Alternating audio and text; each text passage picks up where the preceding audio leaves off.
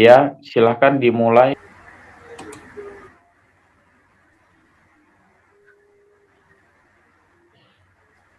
Assalamualaikum warahmatullahi wabarakatuh. Selamat pagi semuanya. Kami dari kelompok 8 akan mempresentasikan hasil materi kami yang bertajuk komponen antarmuka grafis.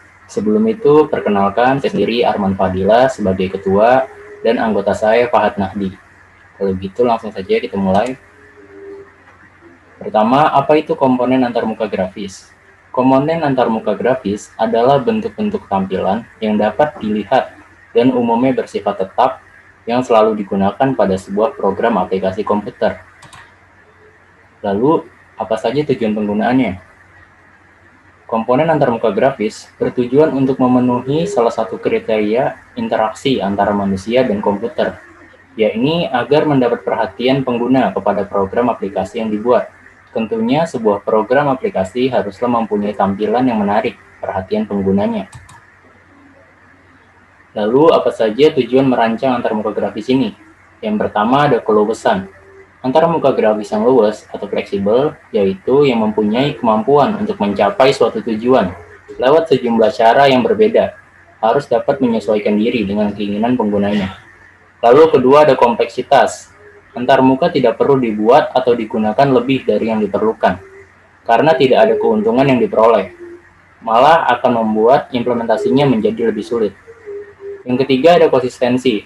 Antarmuka grafis yang konsisten mendorong pengembangan mentalitas dengan cara memberikan semacam petunjuk kepada penggunanya untuk mengekstrapolasi pengetahuan yang dimiliki saat itu, untuk dapat memahami perintah-perintah baru lengkap dengan pilihan yang ada. Lalu ada observabilitas. Sistem dikatakan mempunyai aspek ini apabila dapat berfungsi secara benar dan nampak sederhana bagi pengguna. Meskipun sesungguhnya pengolahan internalnya sangat rumit, hal ini sering sukar diperoleh, khususnya jika model sederhana dari aktivitas internal yang rumit perlu disajikan kepada penggunanya. Sebuah perancangan antarmuka grafis harus memikirkan aspek ini ke dalam program yang akan dibuat. Sebuah sistem itu benar-benar dapat digunakan dengan mudah oleh penggunanya, walaupun program tersebut sangatlah rumit. Lalu yang terakhir ada umpan balik. Program yang baik akan selalu memberikan umpan balik yang dapat berupa pesan tentang apa yang dikerjakan komputer serta statusnya saat itu.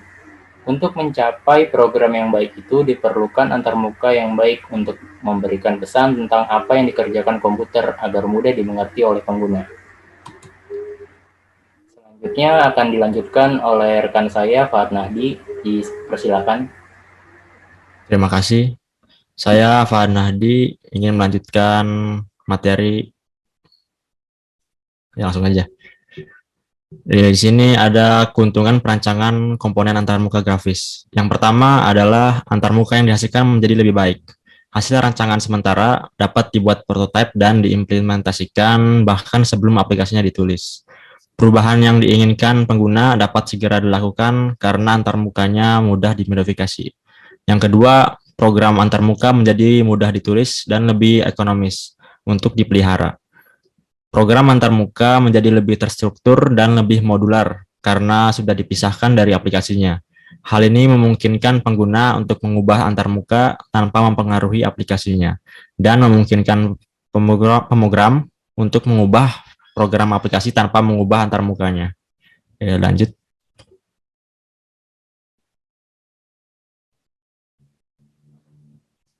Selanjutnya ada komponen-komponen antarmuka grafis. Yang pertama ada tombol tekan atau button. Komponen ini digunakan untuk mengaktifkan suatu proses atau melanjutkan proses ke proses lainnya. Contohnya tombol save, edit, delete, dan sebagainya. Bisa dilihat contohnya. Yang kedua ada spin box, berfungsi untuk mengatur nilai suatu kubah yang biasanya bertipe numerik dengan menambahkan atau mengurangkannya. Ada contohnya juga. Yang ketiga list box, digunakan untuk menampilkan sejumlah pilihan yang tersedia dengan mode teks atau numerik yang dapat dipilih oleh pengguna secara langsung melalui bantuan scroll bar atau penggeser dalam box. Lihat juga ada contohnya. Lanjut. Yang keempat ada combo box. Pada list box, isi pilihan ditampilkan langsung seluruh, sedangkan pilihan pada combo box tidak akan terlihat langsung oleh pengguna, kecuali pengguna menekan tombol anak panah yang melekat pada combo box. Yang kelima ada tombol radio atau radio button. Komponen ini digunakan untuk memilih satu atau lebih pilihan dari sejumlah pilihan yang tersedia. Dengan tampilan setiap pilihan yang dipilih, maka akan mengaktifkan salah satu radio button seperti tombol bullet. Bisa lihat contoh. Checkbox yang selanjutnya memiliki kesamaan fungsi seperti radio button, hanya saja bentuknya checklist dan dapat memilih lebih dari satu pilihan. Bisa lihat juga contohnya selanjutnya. Yang ketujuh ada sliding bar atau scroll bar atau penggeser. Komponen yang berfungsi untuk menggeser apabila layar tidak muat dan juga dapat sebagai alat pengatur suatu fungsi, misalnya untuk zoom in atau zoom out dan lainnya. Yang ke-8 ada icon, berfungsi sama seperti tombol tekan, hanya saja jika tombol tekan berbentuk sederhana, seperti persegi panjang dan sejenisnya, sedangkan icon cenderung berbentuk gambar, yang mewakili fungsi dari icon itu sendiri. Ketika dipilih oleh pengguna, cara penggunaannya sama seperti tombol tekan, yaitu tekan dengan cara diklik menggunakan mouse atau sejenisnya. Selanjutnya ada text box. Text box merupakan media pengisian data dan biasanya terhubung langsung dengan database. Data yang diisi berupa teks dan data yang diisi tidak akan berfungsi apa-apa jika tidak ada aksi penyimpanan selanjutnya. Lanjut. Selanjutnya, unit inisialisasi mode grafik. Sebelum kita bekerja pada mode grafik, maka terlebih dahulu kita harus menginisialisasi mode grafik tersebut.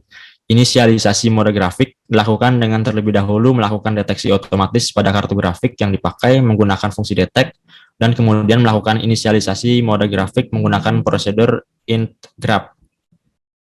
Selanjutnya. Nah, sekian dari kelompok kami. Jika ada kesalahan, mohon dimaafkan. Terima kasih.